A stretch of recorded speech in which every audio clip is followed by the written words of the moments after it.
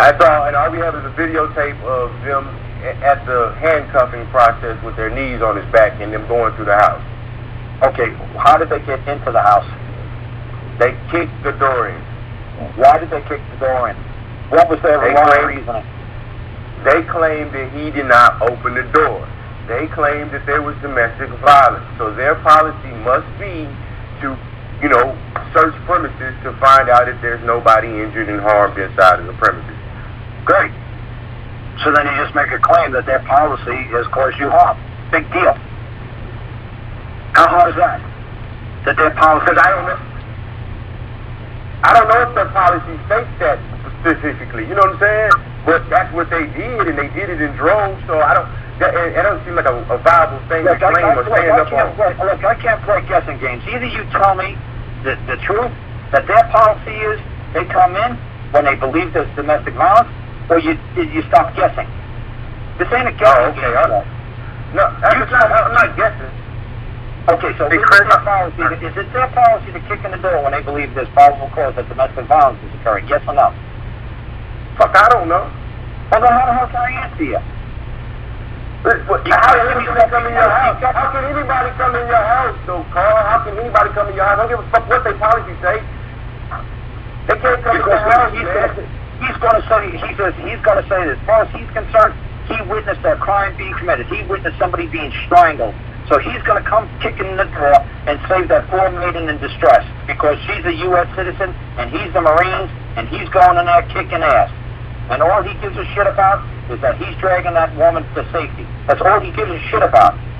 The only problem with that is that he's going to be held liable because he crossed into somebody else's domestic jurisdiction. But if you don't realize that that's your jurisdiction, that's your domestic authority, that nobody has the right to cross that threshold, if you don't know the law, too bad.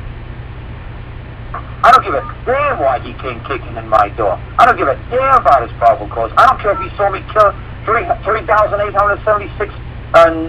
whatever. It ain't none of his damn business what's going on in my house. That's my domestic authority. That's under my domestic control.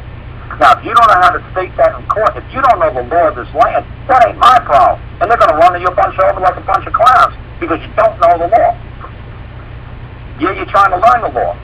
That's very admirable. You just make a simple claim. Just say, what man has the right to kick in another man's door?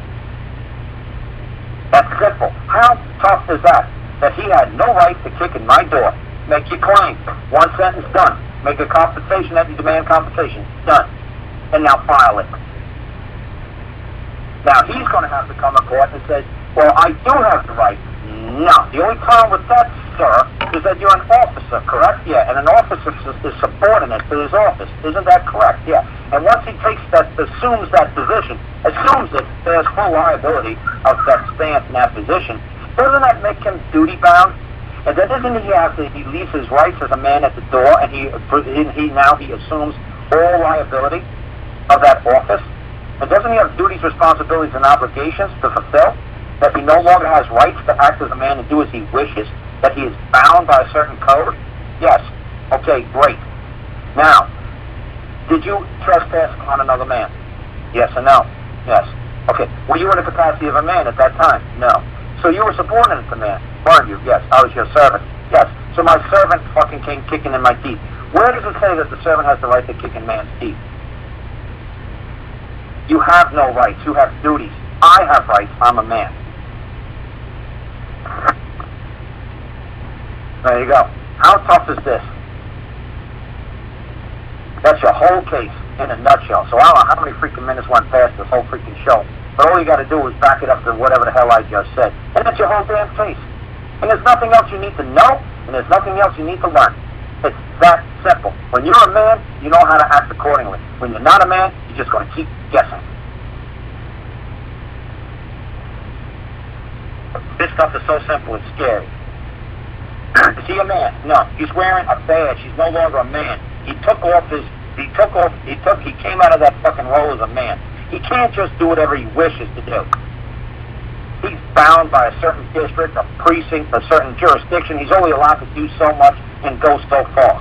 A man is limitless. Man can go any way he wishes. That guy is bound by a certain district. in a certain precinct, in a certain area in which he's allowed to carry out what he wishes, what he's bound to do, not wishes to do, he's bound by a code. He's obligated to do only a certain thing a certain way, nothing more, nothing less. Once he goes outside of that, he's no longer acting under the jurisdiction in which he was given.